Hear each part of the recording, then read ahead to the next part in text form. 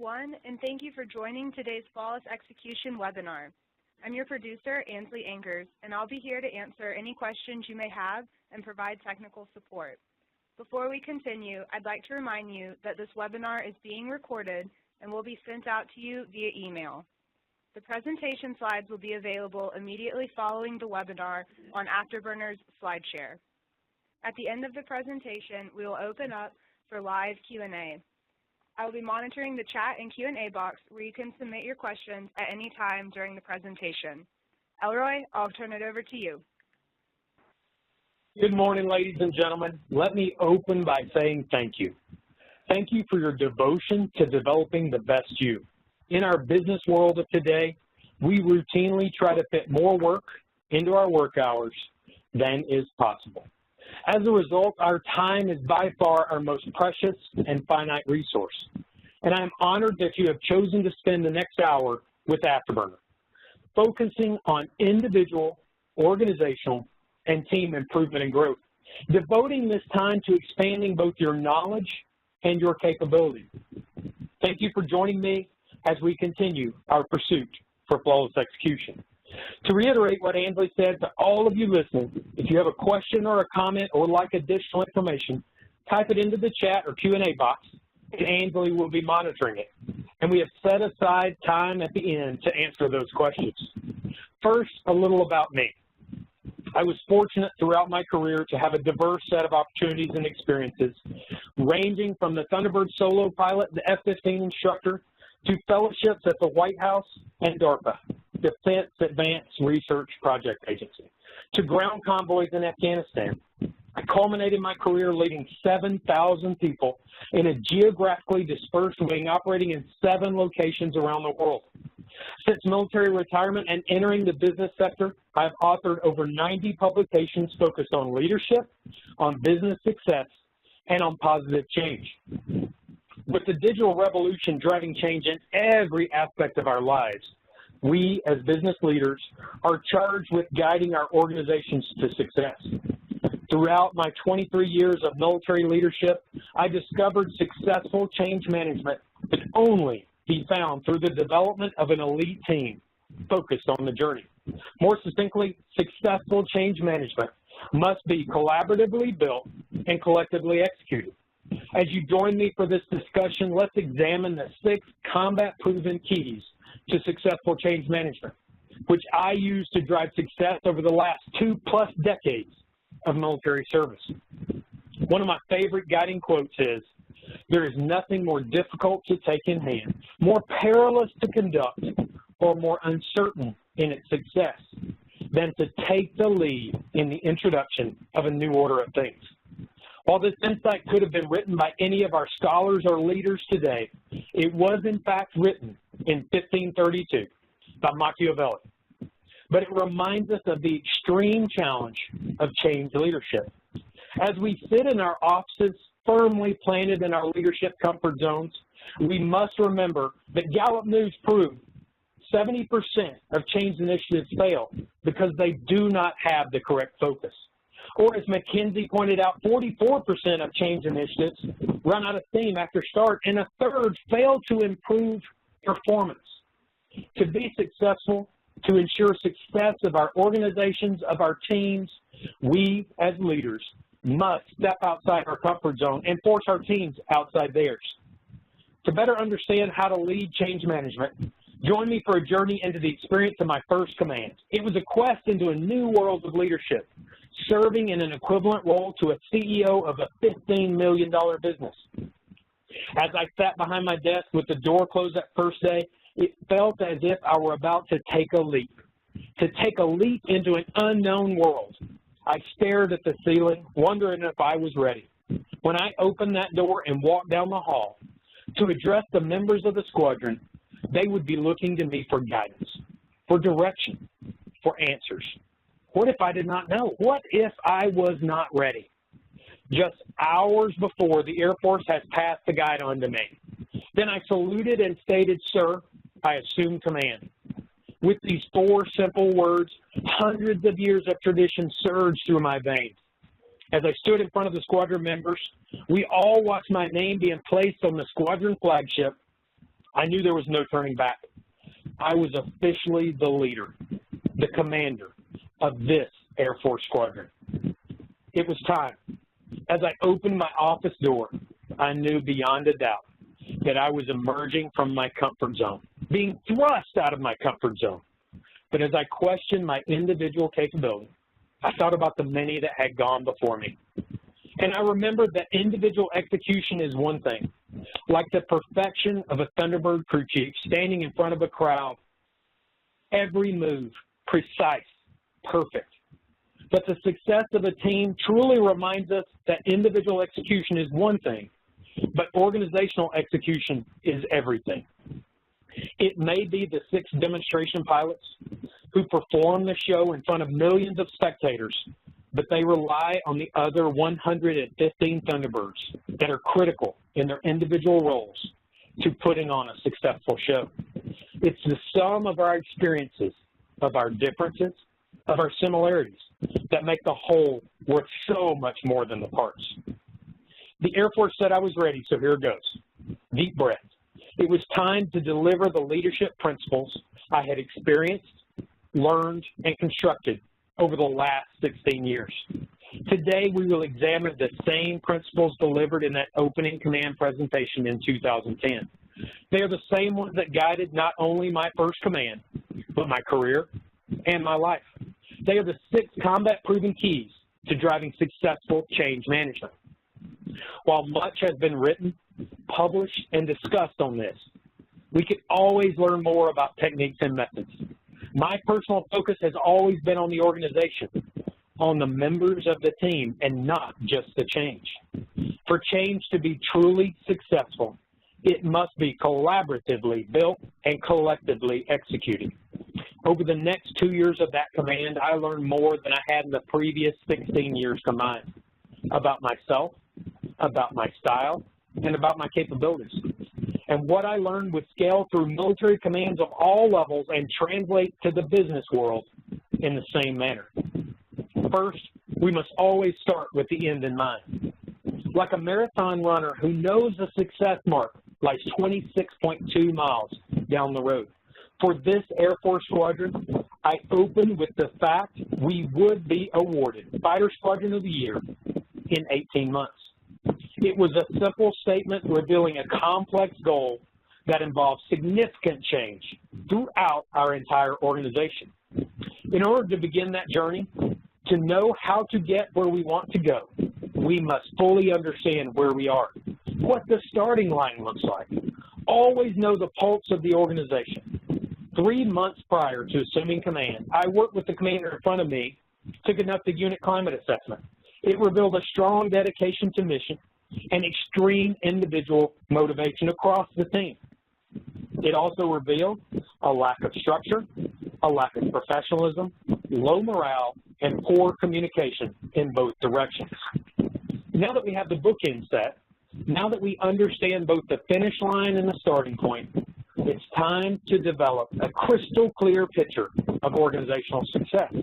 It must be one that inspires and aligns each member of our team, one which motivates and drives them each and every day in their contributions to that success. This picture must not only answer where we are going, but who we are and what is important to us. Teamwork must be the norm. One team, not individuals working in the same area. One team, composed of individuals working toward the same goal, supporting each other in every way, in everything they do, period. If you find a problem, develop a solution, no matter your job description. Think about it. It empowers everyone to make the organization better. Too often, as I work with companies in different areas, I hear an individual highlight a problem, then voice that it is not their area to correct. Think about that. They are not empowered. They do not feel empowered to make changes to the status quo. Or even worse, that they feel another employee would be threatened by the change because the issue falls under their purview. This is a simple but empowering philosophy where everyone is focused on the solutions that lead to the success of the team. Strive for continuous improvement in every aspect of our team, of our mission, of our methods, of our processes. Every desired or required improvement must decrease time, increase efficiency, improve structure, or increase simplicity. Think about that. Each desired or required improvement must decrease time, increase efficiency, improve structure, or increase simplicity. If not, we don't do it. It's simple. Continuous improvement means we always question the way we do business and strive for a better way to function. Let me offer you an example. This is my favorite example as we go through change management. I call it the gorilla experiment. I don't know where this came from. I've seen it written in many different paths, but bear with me as we look at this. The experiment involves a cage containing 5 gorillas. A banana is hanging from a string on top of the cage, and a ladder is underneath the banana. Before long, a gorilla goes to the ladder and starts to climb toward it. As soon as he touches the ladder, all the gorillas are sprayed with ice water. Not just the gorilla going for the banana, but every gorilla in the cage, all 5. Immediately, all the gorillas retreat into the corner of the cage. After a while, another gorilla looks at that banana and makes an attempt with the same result. All the gorillas are sprayed with ice-cold water and retreat to the corners of the cage. Now in our experiment, turn off the cold water. The next time a gorilla tries to climb the ladder, the other 4 gorillas block his path, even though no water sprays them. Now remove one gorilla from the cage and replace it with a new one. The new gorilla sees the banana and tries to climb the ladder. To his horror, all the other gorillas attack him. After another attempt and another attack, he learns that he will be assaulted if he tries to climb the ladder. Next, remove another of the original 5 gorillas and replace it with a new one. The newcomer goes to the ladder and is attacked. The previous newcomer takes part in the punishment with enthusiasm, though he has no idea why he is participating. Replace a third, a fourth, all 5 gorillas. After replacing all the gorillas who were originally sprayed with ice-cold water have been replaced. Nevertheless, no gorilla will ever again approach that ladder. Why not? Because they know that that's the way it's always been around here. Understand perceptions. Remember, you are not who you think you are. You are who you are perceived to be. When you wear our unit patch, your company polo, or even your company t-shirt, you represent each of us in everything you do, both on and off duty, both on and off company time. Make us proud. Be proud. Communication is the key. We talk about it in many aspects of our lives, but do we give our teams actionable direction to improve communication? Do we? Think about it. Think about where you fit in the organization. This works at any level. Drive a 2-up, 1-down communication philosophy. Always anticipate questions and needs of leadership 2 echelons above you, and ensure information flows 1 level below you. If everyone in the organization does this, from the CEO to the new hire, from the commander to the young airman, communication lines will be open. Decisions will be more transparent, and the team will be more knowledgeable about their path, about their effort, and about their goals. Demand an attitude of professionalism. Think about the professionalism of our military forces. More specifically, think about the professionalism of our Air Force Thunderbirds. What drives this attitude? Why? Air Force regulations say it better than I ever could. Professionalism is the one quality that must be common. Professionalism is the only quality that it can achieve the proper blend of pride, of desire, and of aggressiveness. Think about that. The proper blend of pride, desire, and aggressiveness. Think about that. Wow. The only quality. This is the mentality I want on my team. That is the person I want to lead. Better yet, that is the person I want to follow. Establish professionalism immediately and unwaveringly. Entrench. That loyalty must flow both directions. This sounds simple, but needs to be explicitly stated. It covers every aspect of our actions, of our interactions. Praise in public, dissent in private, open and honest feedback and discussion, behind closed doors, giving your true opinion based on your personal level of expertise with 100% unwavering support in the open. for your boss, for your team, for your teammates. We all have a voice in planning and development, but we speak with one voice in execution. Take time to make a difference. Take time to make a difference in everything you do. Lead the organization better than you found it in some way. This applies at every echelon of the team, from the commander to the youngest airman, from the CEO to the newest hire. In my last military post before retirement, I had the honor of leading 7,000 people. Every 2 weeks, I spoke personally to every new hire, and I challenged them. I challenged them to take the time to make a difference, to lead this assignment better than you found it in some way, and that made something big or small or enormous, something you receive a major award for or something no one knows except for you, that you participated and contributed to the accomplishment of. But 10 years down the road, I challenge you to have made a difference that you feel pride in when you look back at this time of your career. If each of us do this, then we will lead the organization exponentially better than we found it. Take it further than the organizational level and also make a difference on personal level. We are quick to point out deficiency. Be quicker to point out good work. Everyone is proud of their job. Take time to highlight someone doing a good job in a professional manner. Take time to make a difference. As I retired from the Air Force and transitioned to the business world, I feared I would never again be part of such an amazing team focused on making a difference. I could not have been more mistaken.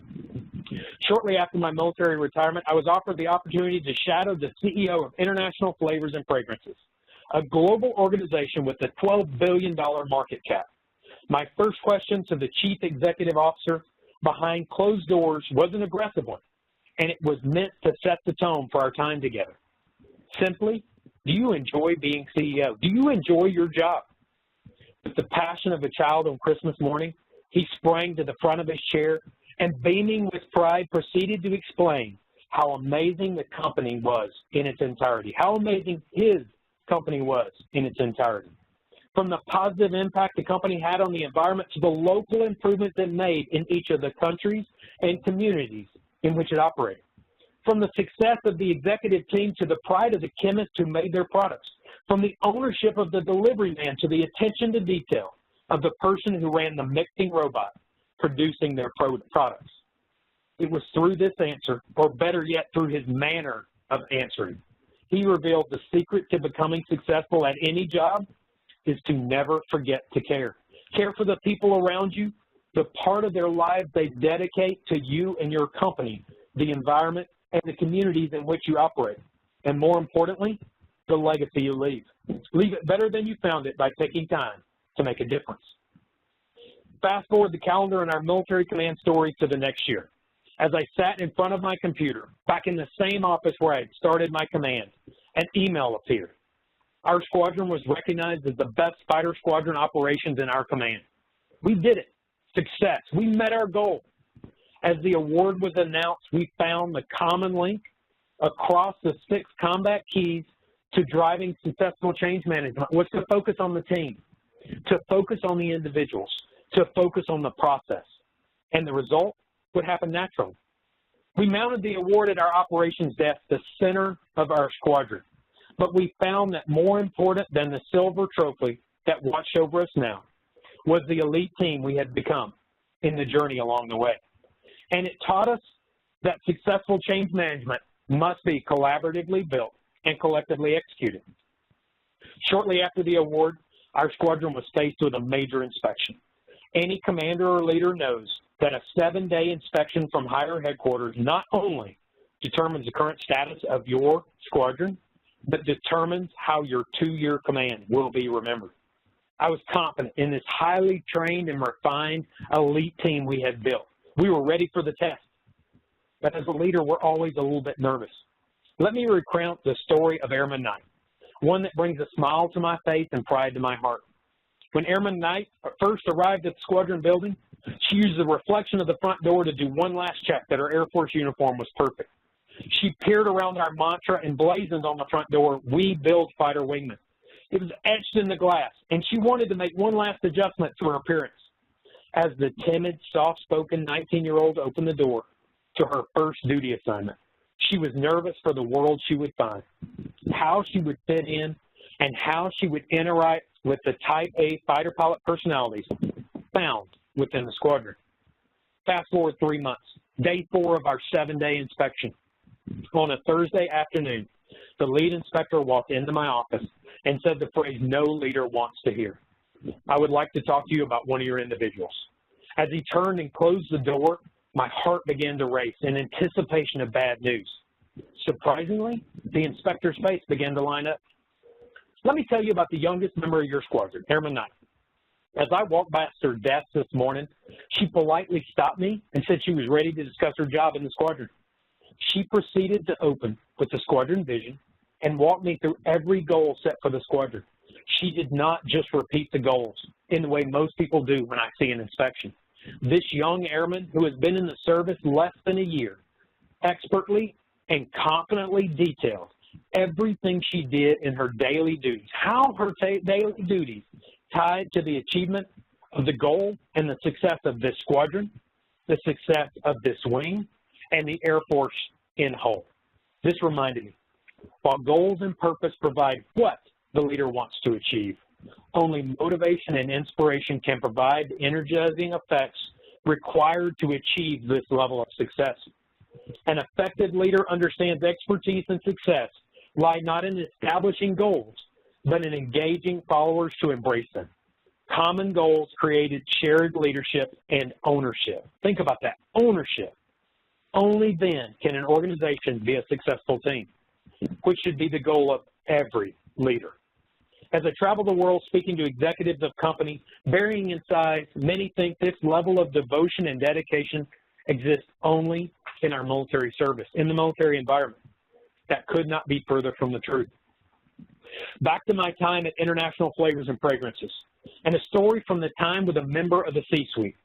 As I told the story of Airman Knight, a glimmer appeared in the eyes of the executive sitting across the table from me.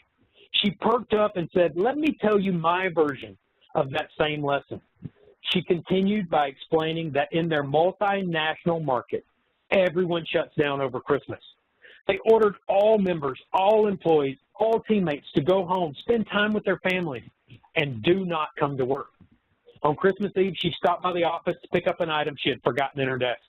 As she entered the company's elevator, the man tasked with mailing samples to prospective customers was stepping off, carrying large boxes. Intrigued, she queried what he was doing on this day where everyone was focused on their families, on time with their families, and he was not supposed to be at work. He replied, "If I do not get this in the mail, we will not succeed as a company." Intrigued by his dedication and confidence in what he was saying, she asked for details of this passionate quest. In the discussion that followed, he revealed the logic that all 3 major competitors were shut down for the holiday, the same as this company. Since he was tasked with sending samples, he came in to do it on this day to ensure his company samples were shipped and would be waiting at the customer's office when they walked back in from the holidays. This would ensure that his company, their company, was afforded first look, first examination before all the competitors. He beamed with pride as he revealed his confidence in his strategy and how he personally was vital to the success of the company in the next year. He was not merely an employee, it was his company. And he knew not only how he fit in the overall strategy, but how vital he was, his actions were to their success. As you can see from both of these incredibly true stories, as a leader, do not merely set and focus on goals for your organization, but instead establish a culture which owns the success of the team. Now, I know many of you are already using flawless execution to accelerate your performance in work and often in your personal life.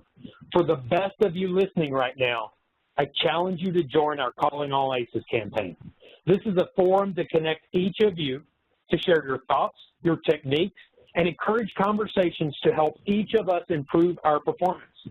We provide the forum for you to share your lessons learned, your best practices, your experience. You will connect with other flawless execution practitioners across all industries to share ideas and learn from one another. Just register at callingallaces.com. Ansley, back over to you. Thank you, Elroy. At this time, we'll move to our Q&A portion. As a reminder, you can enter questions into the chat or into the Q&A box, and we'll see them there. Elroy, our first question, what ways do you suggest we share or socialize solutions to problems we have discovered throughout our company if there's not a method in place? Incredible question, and we feel this often when we're out in the field. They go, we understand your philosophy, but we don't have this magical database. The Marines do it best in the military. They have something they call the Marine Corps Lesson Learned Database, or MICLES as we shorten it because we love the shortened words in the military, and they can go in and share lessons across their entire enterprise. But as we go into companies, when we don't have those databases set up, when we don't have the framework of debriefs that generate lessons learned, we question as to how to share these lessons learned. Because we don't want them just to be a lesson experience. We want to share that experience across the empire, across our team with our teammates, so that together we can make each other better. So I challenge you to start at the water cooler, at the coffee maker, and ask people how they're successful in their jobs and make those connections. Just like our Calling All Aces campaign, it's about building the network where we can share our experiences across each other.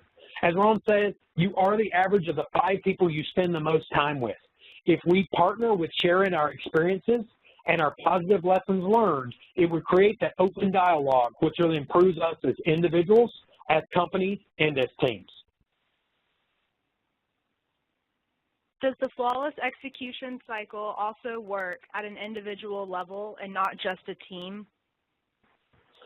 It works at every level. The beauty of the flawless execution methodology is it scales across every enterprise, from the C-suite of where the company's going in 3 to 5 years to the strategic level with the vice presidents who are forecasting the level you're going to in 1 year, to the person who just joined the company and is trying to figure out what they're doing in the next 2 to 3 months, in the next day, in the next hour. I personally scale this into my personal life. I have 4 kids. When we go to Disney World, my kids know we're going to put this methodology in there. We're going to plan out on Disney maps who's going to which ride, what we're going to do in what order, and we're going to talk about that in execution when we do it. And at the end of the day, although we're exhausted, my kids walk back in and go, okay, Dad, let's have the debrief. How could we have vacation better and harder so we'll be better at it next year? If you put this into every aspect of your life, it becomes a mantra, a way of thinking, a methodology that will drive success in every aspect of your life. Do you have recommendations on finding time to follow these processes? Our days are usually booked up and it's difficult to get everyone together. So I was just working with a company this morning talking about this very thing. So the methodology itself scales to the time and the commitment you have to the task at hand. So myself and Joe Connolly, the person I work with the most here at Afterburner, we debrief everything we do. And sometimes we're in separate cars on separate sides of the world, and at the end of the day, we call each other, and knowing the methodology and being fluent in it, we will sometimes have a 1-minute conversation and debrief our entire day. Every client we work with, everything we did to improve what we do tomorrow. As we look at a company, sometimes that debrief takes an hour because it's a strategic campaign of the company, and we need to look at how we put that out into practice, and we will devote a full hour of executives and practitioners' time to making sure that we improve tomorrow. But remember, if you do any type of debrief, it will improve your performance. So one of the things we like to talk about is a meta-analysis of 46 separate studies on debrief. Although the methods and practicality of the debriefs were different, the results were conclusive. If you accomplish any type of debrief, if you and your partner walk to your cars in the afternoon and go, let's talk about what we did, that's an unstructured debrief. Your performance will improve 22% just for that event. If you use a methodology that structures your debrief like those of Afterburner, you will increase 38%. And if you use a structured, facilitated debrief, you will improve your performance by 300%. So anytime I'm out with a company, I always look at the CEO, at the leader who brought us there, and ask them, don't believe in our 300%, don't even believe in the 38%. Go all the way back to 22%. And if I can guarantee you 22% improvement in the performance of your team and the only cost is 15 minutes of time, would you do it? I have never had a leader say no to that, and I guarantee you they got more than 22% improvement. How do you retrain those gorillas? Oh, that's a new one. I haven't heard that. How do you retrain those gorillas? It's transparency.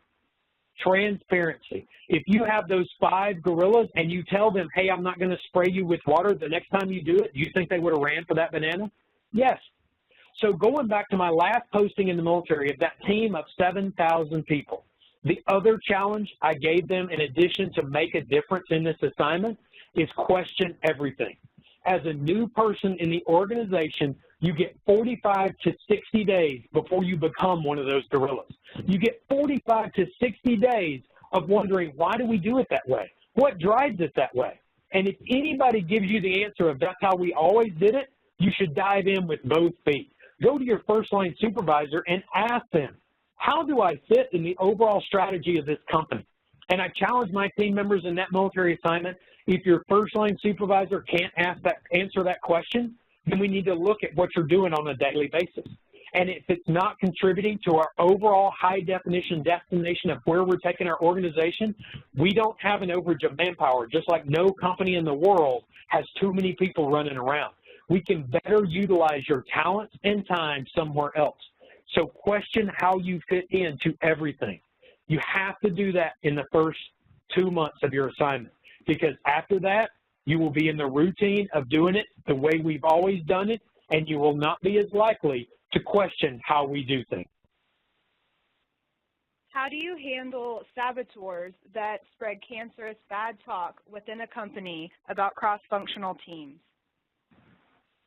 I love your passion. I love the passion of that question, whoever typed that in out there. And we know who they are. We, in our respective areas, know the people that want to come in and tell you how you're wrong before they ever look at this could possibly be right. So think about that. If you change the culture in your organization, in your purview of what you run in the company, whether you're the CEO or you have an individual division, if you set that expectation that we're going to be an incredible team and we're going to be agile and improve our performance every single time, then that will exclude that gorilla and make sure that they don't get other gorillas walking with them. And ultimately, if they can't be on the team, then we may need them to find another place to work on that team, because we have to work together. We have to have that culture of teamwork. If one of those 6 demonstration pilots on the Thunderbirds didn't fly where all the others did, our show wouldn't look as good. That picture that you're looking at with your kids wouldn't look right. So think about that. We have to conform in some manner to how the company operates. And if you're an elite team that is building a continuous improvement cycle, who wants to be on an elite team? If you have a company that is known as the market leader, as the best in your field, who wants to be on your team? The best people want to join your team that aren't already there. Build that team, and those people that are naysayers will exclude themselves and either decide that they have to get on your train or they need to find another train to ride on. How can I communicate the value of a debrief to my team and leadership to convince them that we should start to do this? So as you think about this, I ask you to start this culture in your respective purview of what you control.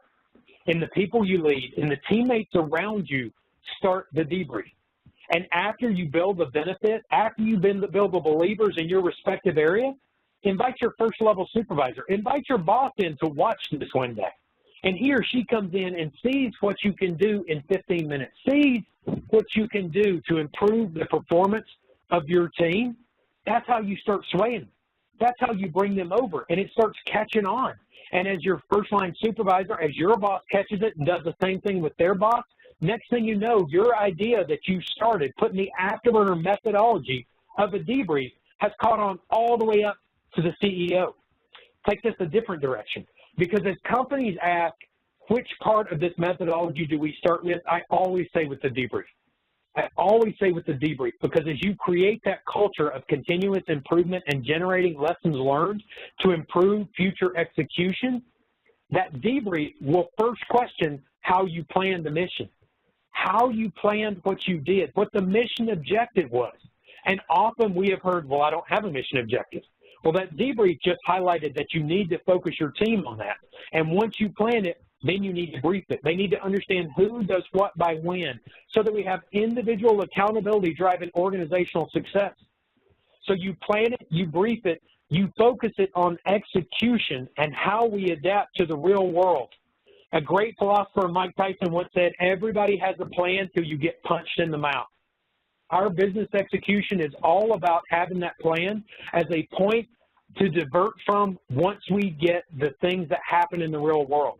That debrief ties all four aspects together and will slowly catch on as you start to improve your team. How much time and how frequently should we set aside for a debrief meeting? A debrief is event or time-based. Think about that. It's event or time-based. So right now, as we look to 2018, we're all going to set goals. I'm going to go to the gym more, I'm going to eat healthier, and this company is going to be better than it ever has. As we think about that, as we generate those plans and the mission objectives that will drive that success in 2018, before you step out of that planning session, set your debrief. A debrief should be 5 to 7 days after the suspense of that mission. So if our mission completes on March 15th, 2018, within a week, we should be back in a debrief. That is based on the event concluding. But let's also look at the other side of that. If we have a mission that fails and we're not going to reach success, then we set a debrief within 5 days of that failure, within 5 days of going astray of the mission we were driving, so that we can capture the lessons learned of how did this happen and how do we prevent it in the future. Let's take it one step further and talk about a mission that succeeds early. If we reach a goal early, we debrief right there, because too often in business, in life, people don't focus on successes. They high five, they pop the champagne cork, and they jump on the next thing. But realize, I not only want to use a debrief so that I don't repeat the mistakes of yesterday, I also want to use a debrief so that I conceptualize and turn into lessons learned why we were successful, why we surpassed our goal, and how we duplicate that in the future. I don't want to be lucky, I want to be good. I don't want to meet one mission objective and not know how I'm going to use that to meet a bigger mission objective next time. In your experience, how long does it typically take to implement the debrief before it really becomes part of the organization? So I will give you the favorite answer for every fighter pilot in the world. It depends. It depends. It depends on how passionate you are about the debrief and the benefits that come out of it. It depends on how open your team is to finding new ways of accelerating performance. It depends on how big your organization is. If we're talking about a 7,000-person team globally dispersed around the world, it will take a little bit longer than if we're talking about a smaller team where all 12 of us walk into the same building every single day. So that's why it depends is the honest and open answer, but it ultimately boils down to how passionate you are, how passionate your team is about actually building an elite team. And we have time for one last question. How do you deal with individuals who take criticism personally and react in a less than productive way when given? So think about, again, the debrief. And you see, out of all of our model, out of all the continuous change that we talk about today and how to be successful, most of these questions have focused on the debrief. So when I'm on site with a company and delivering this methodology to them, I always give them another real-world example. This is a culture of debrief. You have to set an open and safe culture where it's okay to admit you didn't perform perfectly, where it's okay to admit you had shortfalls that you need to improve for tomorrow. Now, don't listen to this and then go back and walking down the hall, see your CEO and go, hey, let me debrief you, boss, and tell you how you can do better. That's not a debrief. That's criticism. A debrief is sitting in the room talking about how we can do better, how we can improve, and how we can be successful as a team. So think about that moving forward. And if I could, let's take one more question out there. Any ideas for facilitating change when one doesn't have authority over those you wish to embrace the change? I love this question. I do. I had the opportunity to work at the Pentagon. 25,000 of my closest friends going through 2 doors into one building every single day. And I think I was the lowest ranking person there, which is an interesting challenge. So I used to joke, I worked for my colonel, who was my boss, and he worked for our 2-star general, which was his boss. And I would pick up my folder, which I always had in my hand, and the people sitting around me go, "Hey, Rory, where are you going right now?" Because realize I value that face-to-face involvement. It's not just about picking up the phone like many people do in our business world. I will get up and walk across the Pentagon to go face-to-face with somebody. And my favorite thing to say was, I'm going to help my boss have a good idea. Because it's all about the ownership of how we embrace things. If I walk in and tell you you're not doing things right, and here's how you could do better, you're automatically, naturally, personally going to push back on me. But if I go in and build a case that proves that you have one journey and here's the answer that you should probably choose, and it becomes your idea, you're going to own that. And whether you're talking about your boss having a good idea or the people below you that you lead having a good idea, that builds that intrinsic motivation so that it's our success. Remember what we talked about earlier? I want everyone to own the success of the team, from the CEO to the new hire, from the commander to the young airman. That's how you do it. You don't tell people they're wrong and here's how to do it right. You collectively plan the future. You collectively plan that success, and then you all own the success of the team. Thank you, Ansley, and thank you to all the participants for joining today's Flawless Execution webinar. Make sure you connect with me on LinkedIn. My information's on your screen, and I'm more than happy to answer any questions you have that may arise after your time here. I know we've covered a lot. Please feel free to reach out to me, and I also offer this challenge. The president of our company, as I was getting ready for this webinar, texted me and said he was about to surpass my followers on LinkedIn, my connections. So please help me stay ahead of him and connect there. So Thor, that one's for you. And also follow Afterburner on LinkedIn so you can see where we are and take advantage of all the content we share, of all the companies we work with. And I look forward to personally connecting with each of you. In closing, I challenge you to not merely set goals for your organization, but instead establish a culture which owns the success of your team, of the team, of our team. Thank you for your devotion to improvement, to knowledge, and to leading positive change. Happy hunting.